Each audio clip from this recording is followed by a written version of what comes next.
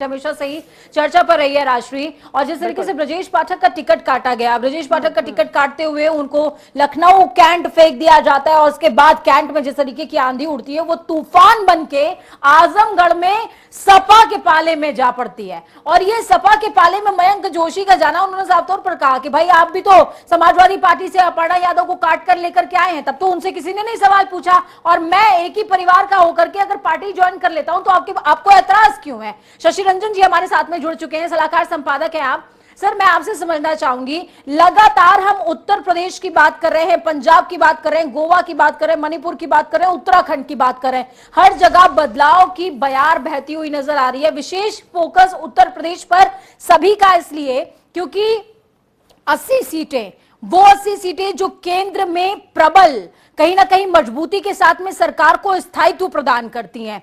उत्तर प्रदेश की अगर बात की जाए तो उत्तर प्रदेश में समीकरण क्या कहते नजर आ रहे हैं सर? उत्तर प्रदेश में पूजा, आज हमें दो तीन चीजों पे बहुत खास नजर रखनी होगी।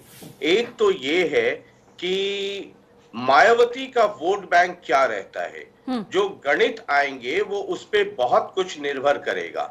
अगर मायावती का जो दलित वोट बैंक है वो उनके साथ इंटैक्ट रहा तब तो अखिलेश को थोड़ा फायदा होगा, लेकिन अगर जाटव को छोड़ करके जो दूसरे दलित वर्ग है, अगर उनके वोट बैंक में शिफ्ट देखने को मिलता है तो ये सीधा सीधा फायदा होगा बीजेपी को। और जो ग्राउंड पे रिपोर्ट है वो ये कह रहे, अगर आप पश्चिमी उत्तर प्रदेश की बात कर ले, पहले वहां से शुरू कर ले, 113 सीटें हैं वहां पर। जो समीकरण है, जो जब मैं पब्लिक थर्मामीटर करने गया था तब भी ये समझना चाहता था, और सभी पोलस्टर और जो राजनीतिक विश्लेषक है वो ये समझना चाह रहे थे कि क्या मुस्लिमों के वोट में डिवीजन है, क्योंकि मायावती बीएसपी की तरफ से भी कई मुस्लिम कैंडिडेट थे, कांग्रेस की तरफ से भी, तो क्या जो मुस्लिम वोटर हैं उनके वोट में डिवीजन हो रहा है। पॉइंट नंबर 1, वो मुझे लगा नहीं कि ग्राउंड पे उसमें कोई डिवीजन है। लेकिन सर, इस तरीके की बातें निकल करके सामने आई हैं कि ग्राउंड पर समाजवादी पार्टी ने पश्चिम क्षेत्र में जिन सीटों पर मुस्लिम वोटर्स उतारे हैं, देखिए हम मुस्लिम वोटर्स की डाइवर्जन की बात कर रहे हैं, लेकिन जाट को भी हम नहीं भूल सकते। जाट बाहुल्य क्षेत्र है, यही वजह है कि बीजेपी को नुकसान वहां पर हुआ है। तो ऐसे में यह कहा जा रहा है कि जहां पर समाजवादी पार्टी ने मुस्लिम कैंडिडेट्स को उतारा है, लॉन्च किया है, वो उनके लिए कहीं ना कहीं घातक सिद्ध हो गया, क्योंकि जो जाट है वो मुस्लिम नुमाइंदों को वोट देना पसंद नहीं कर रहे थे। ऐसा तो मुझे लगा नहीं। जब मैं घूम रहा था 113 सीटों पे मैं घूम करके आया पश्चिमी उत्तर प्रदेश में, वो मुझे लगा कि जाट और मुस्लिम इस बार इंटैक्ट हैं। और जाटों का जहां तक मसला है, पूजा, आप याद कीजिए 2013 और 14 जो मुजफ्फरपुर दंगा हुआ था, उसका बहुत बड़ा इम्पैक्ट आपको 2016 में देखने को मिला था। जो पहला फेज था 58 सीटें, उसमें क्लीन स्विप 51 आउट ऑफ 58 वो बीजेपी लेके गई थी, और वहां पे सीधा सीधा पोलराइजेशन था हिंदू और मुस्लिम वोटों का। लेकिन इस, और जो बड़ी आबादी है वो मुस्लिमों की है और उसके बाद जाटों की है, लेकिन मुझे लगा नहीं ऐसा कि इस बार कोई उस तरह की बात है।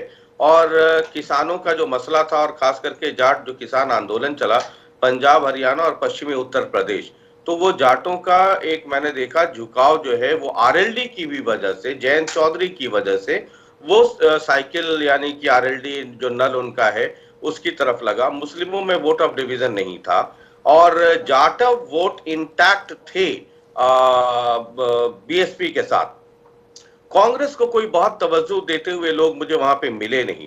अब जो सबसे बड़ा सवाल है कि जो दलित वोट है उसमें जाटव को छोड़ दीजिए, वो बीएसपी के साथ है, इसमें कहीं दो राय नहीं है। आप कुछ देर के बाद जब नतीजे आने शुरू होंगे तो आपको भी ये समझ में आ जाएगी बात। लेकिन माइनस जाटव जो दूसरी जातियां हैं दलित में, क्या उनमें शिफ्ट हो रहा है? जो ग्राउंड रिपोर्ट है वो ये कह रही है कि उनमें एक शिफ्ट देखने को मिला है। अगर मायावती 15, 16, 18, 12, 20% के नीचे घसकती हैं और अगर बीजेपी बढ़ती है ऊपर, तो ये सीधा सीधा समझ जाइए कि माइनस जाटव जो दूसरी दलित जातियां हैं उनका वोट शिफ्ट हुआ है और वो स्विंग होकर के बीजेपी की तरफ गया है। दलितों का जो वोट है माइनस जाटव जो मैं कह रहा हूं, उसकी संभावना बीजेपी की तरफ सर, जाने ये की तमाम ज्यादा आंकड़े आप इसलिए। साझा करें। इस बीच पहले रुझान भी सामने आने लगे हैं। बीजेपी 8 सीटों पर बढ़त बनाए हुए, तो वहीं समाजवादी पार्टी की बात की जाए तो 5 सीटों पर समाजवादी पार्टी ने भी बढ़त बना रखी है। तो बेहद खास ये आंकड़े और पल पल में चेंज हो रहे हैं। देखिए, बीजेपी 10 आंकड़ों के साथ में आगे चल रही है, तो वहीं समाजवादी पार्टी की बात की जाए तो बात करते करते ये आंकड़ा 5 से 6 का नेक टू नेक फाइट है। सर, लगातार हम बातचीत कर रहे हैं और देखिए रुझान आना भी शुरू हो चुके हैं।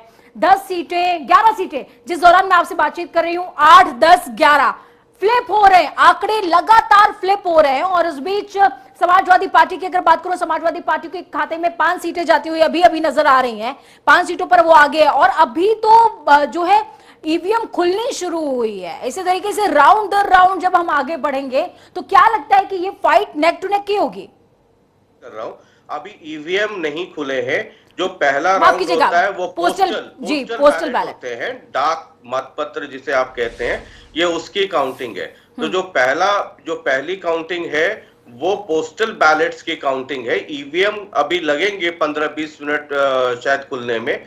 जो पहले राउंड का जो भी रुझान आता है वो पोस्टल बैलेट्स के होते हैं, और पोस्टल बैलेट्स के रुझान बीजेपी की तरफ जाएंगे, इसमें कहीं कोई शक की बात नहीं है। ये एक समझी हुई बात है।